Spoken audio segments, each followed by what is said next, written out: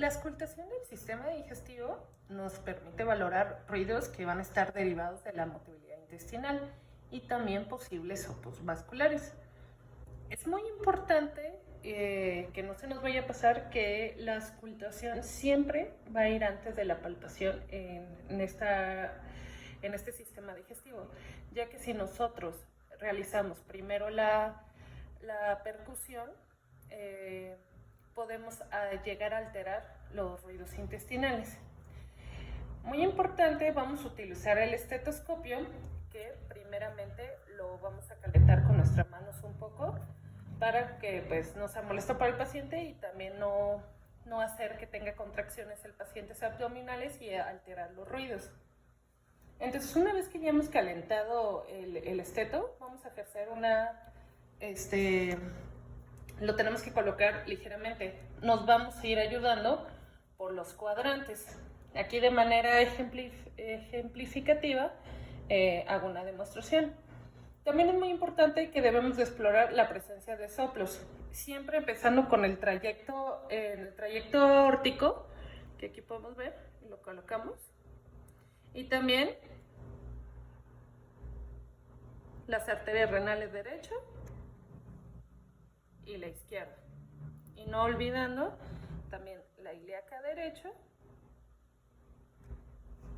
y la ilíaca izquierda.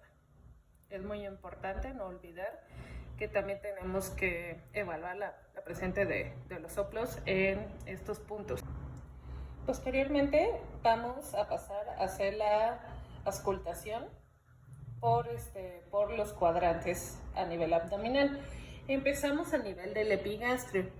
De ahí vamos a ir inspeccionando los cuadrantes y los escuchando conforme a las manecillas del reloj. Normalmente en condiciones normales vamos a encontrar ruidos hidroaéreos. Es importante saber esto, ya que la ausencia de estos pueden llegar a generar algunos tipos de patologías intestinales. Una vez que ya estamos auscultando la zona de cuadrante, vamos a ir contando cuántos ruidos vamos encontrando. Normalmente encontramos de 5 a 34 ruidos intestinales. Y así vamos a ir contabilizando aproximadamente por 1 minuto, de cuadrante en cuadrante.